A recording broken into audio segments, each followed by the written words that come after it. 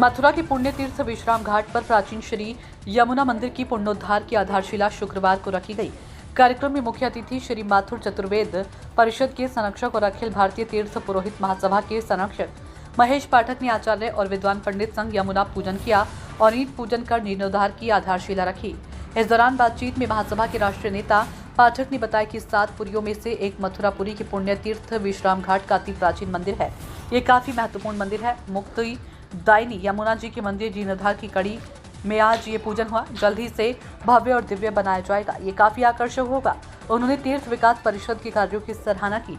कहा कि गुप्त लुप्त तीर्थ मंदिर का जीर्णोद्धार अच्छा कार्य, लेकिन साथ ही उन्होंने सरकार के मंदिर अधिग्रहण की नियत पर आपत्ति जताई। अभिषेक सिंह की रिपोर्ट। जिनकी आराध्य मां यमुना के मंदिर के जीर्णोद्धार को लेकर के प्रयास किए गए हैं, जिसका सार्थक स्वरूप भी नजर आया है। क्या व्यवस्था है, किस तरीके से इसको आगे संपन्न कराया जाएगा? तो सबसे खुशी की बात तो ये है कि आज यमुना जी के भव्य मंदिर के निर्माण की आधारशिला रखी गई और आपने देखा कि मंदिर तक यमुना जी खुद पधार गई।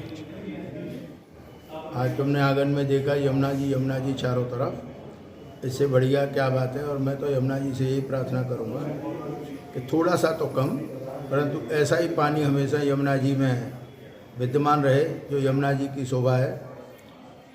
सरकारें तो कुछ नहीं करती, परंतु यमुना जी ने अपनी व्यवस्था खुद की। तो आज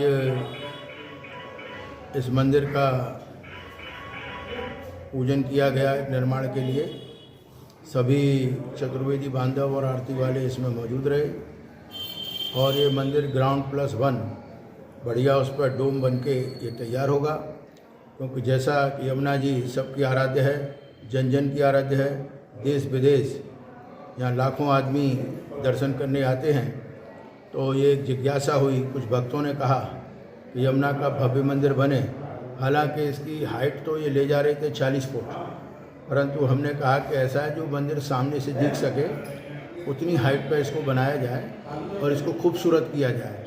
तो मैं समझता हूँ कि यमुना जी की आरती और भी अच्छी आगे से होगी। हमने आरती वालों से बात करी है कि आप प्रैक्टिस करके ऐसा करें कि एक सी आरती हो, उसमें एक से व्यक्तियों को रखा जाए, ये नहीं बार बार बदला जाए।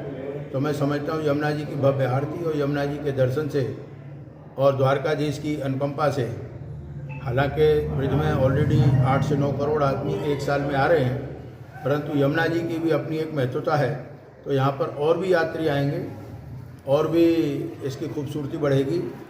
और मैं पॉजिटिव बात भी ये करता हूँ कि ब्रिज विकास तीर्थ परिषद भी अपने प्रयासों से जो लुप्त स्थान हैं उनका जीर्णोद्धार भी कर रहे हैं, उसमें थोड़ी सफाई भी रख रहे हैं। तो इस बात से मुझे प्रसन्नता है।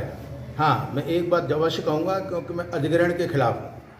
क्योंकि एक तरफ तो आप पुरातन चीज़ों को बरकरार रखना चाहते हैं कि वो बनी रहे। ब्रज 84 कोस के कुंड हैं, पड़ाव हैं, और एक तरफ आप प्राचीन कुंज गलियाँ उनको सोचें कि हम ख़त्म करें।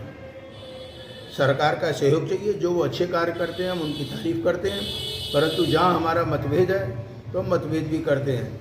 तो यमुना जी के भव्य मंदिर से विश्राम घाट की और खूबसूरती बढ़ेगी और यमुना भक्त और कृष्ण भक्त, क्योंकि बगैर यमुना के कृष्ण अधूरे हैं और बगैर कृष्ण के यमुना अधूरी है। तो मैं समझता हूँ ये एक पुण्यतीर्थ विश्राम घाट कृष्ण के ज़माने से चला आ रहा है और इस पर आदमी दर्शन करेंगे, लाभ उठाएंगे। तो बहुत बहुत यमुना जी की अनुकंपा कि उन्होंने मुझ जैसे को चुना यमुना पुत्र को आज के पूजन के लिए। तो यमुना जी की सब पर अनुकंपा बनी रहे, सबकी समृद्धि हो। धन्यवाद। जय यमुना मैया की, जय गिरिराज, जय हिंद, जय भारत।